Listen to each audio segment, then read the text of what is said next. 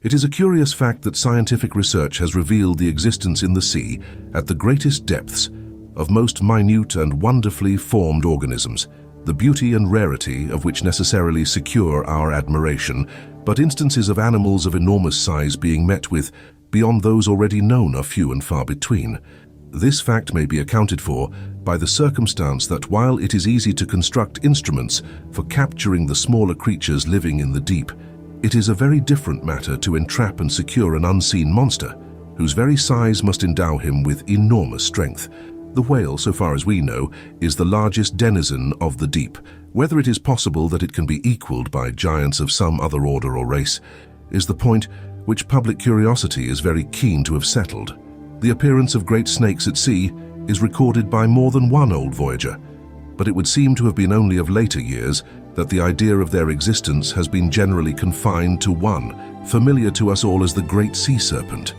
In Opuscula Omnia Botanica, 1629, we have an account of a great serpent captured off Sandwich by two men who found it stranded among the shoal water by the seashore.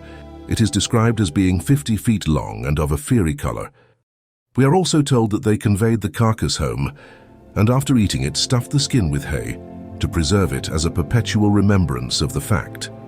In David Krantz's History of Greenland, published in 1766, we have an extract, illustrated by a drawing, concerning the kraken from the narrative of a Captain Paul Egede, supposed to be the brother of a famous Danish missionary of the same name. On the 6th of July, 1734, as I was proceeding on my second voyage to Greenland, in the latitude of the Cape of Good Hope, a hideous monster was seen to raise its body so high above the water that its head overtopped our mainsail. It had a pointed nose and spouted out water like a whale. Instead of fins, it had great broad flaps like wings. Its body seemed to be grown over with shell work, and its skin was very rugged and uneven. When it dived into the water again, it threw up its tail, which was like that of a serpent, and was at least a whole ship's length above the water. We judged the body to be equal in bulk to our ship, and to be 3 or 4 times as long.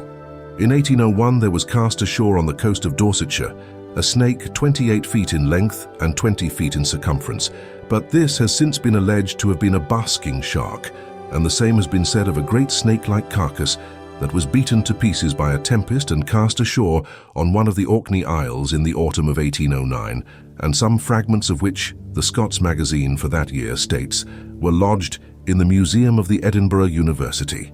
A very distinct description of the sea serpent occurs in Dr. Hooker's testimony respecting it.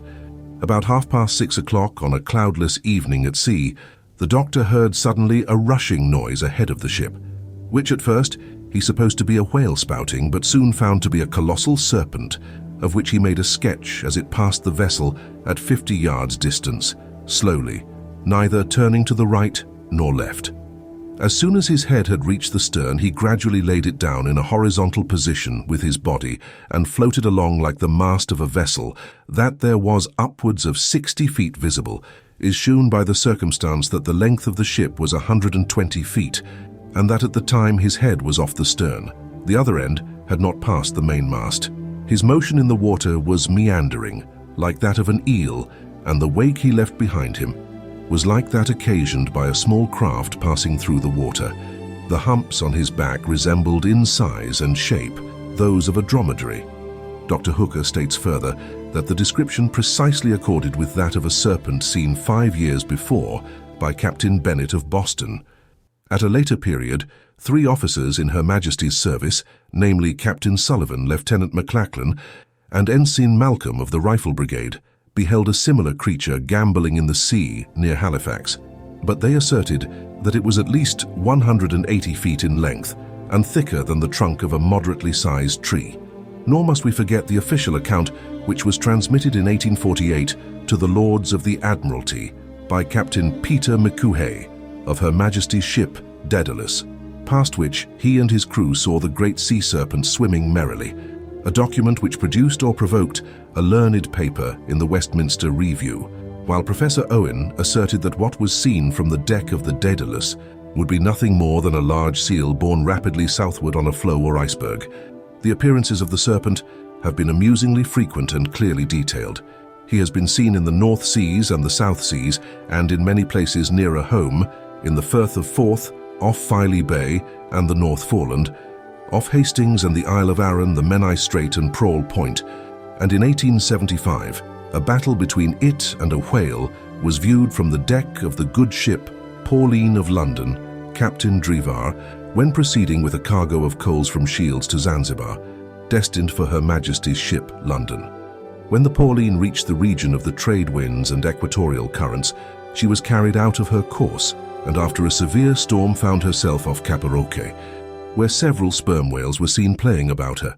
While the crew were watching them, they suddenly beheld a sight that filled every man on board with terror.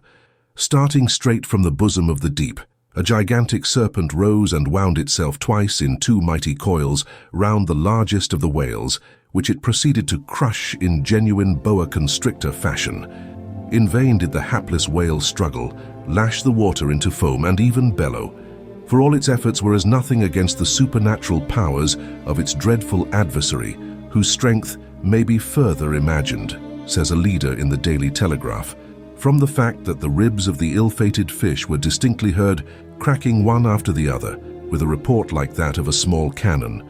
Soon the struggles of the wretched whale grew fainter and fainter, its bellowings ceased, and the great serpent sank with its prey beneath the surface of the ocean.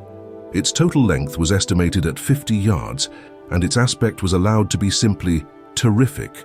Twice again it reared its crest 60 feet out of the water, as if meditating an attack upon the Pauline, which bore away with all her canvas spread. Her crew told their terrible story. When next we hear of the Sea Serpent after his adventure off Cape Roque, he was beheld by the crew of no less a ship than Her Majesty's yacht, the Osborne, the captain and officers of which, in June 1877, forwarded an official report to the Admiralty, containing an account of the monster's appearance off the coast of Sicily on the 3rd of that month. The time was 5 o'clock in the afternoon. The sea was exceptionally smooth, and the officers were provided with good telescopes. The monster had a smooth skin, devoid of scales, a bullet-shaped head, and a face like an alligator. It was of immense length, and along the back was a ridge of fins about 15 feet in length and 6 feet apart. It moved slowly and was seen by all the ship's officers. This account was further supplemented by a sketch in a well-known illustrated paper from the pencil of Lieutenant Hines of the Osborne, who to the previous description adds that the fins were of irregular height and about 40 feet in extent, and as we were passing through the water at 10.5 knots, I could only get a view of it end on. It was about 15 or 20 feet broad at the shoulders, with flappers, or fins that seemed to have a semi-revolving motion. From the top of the head to the part of the back where it became immersed, I should consider about 50 feet, and that seemed about a third of the whole length. All this part was smooth, resembling a seal. By way of conclusion to these remarks, we may briefly summarize the chief facts presented by Sea Serpent tales as they appear under the light of scientific criticism. There is, it must firstly be remarked, nothing in the slightest degree improbable in the idea that an ordinary species of sea snake, belonging to a well-known group of reptiles, may undergo a gigantic development and appear as a monster serpent of the deep. The experience of comparative anatomists is decidedly in agreement with such an opinion. Largely developed individuals of almost every species of animals and plants occasionally occur. Within the past few years, new species of cuttlefishes, of dimensions compared with which the largest of hitherto known forms are mere pygmies, have been brought to light, and if huge cuttlefishes may thus be developed, why, it may be asked, may not sea snakes of ordinary size be elevated through extraordinary development to become veritable leviathans of the deep? That there is a strong reason for belief in the veracity of sea serpent tales is supported by the consideration of the utter want of any motive for prevarication, and by the very different and varied accounts given of the monsters seen. That the appearances cannot always be explained on the supposition that lifeless objects such as trees, seaweed, etc. have been seen is equally evident from the detailed nature of many of the accounts of the animals, which have been inspected from a near distance. And it may also be remarked that in some cases in which largely developed sea snakes themselves may not have appeared, certain fishes may have represented the reptilian inhabitants of the ocean.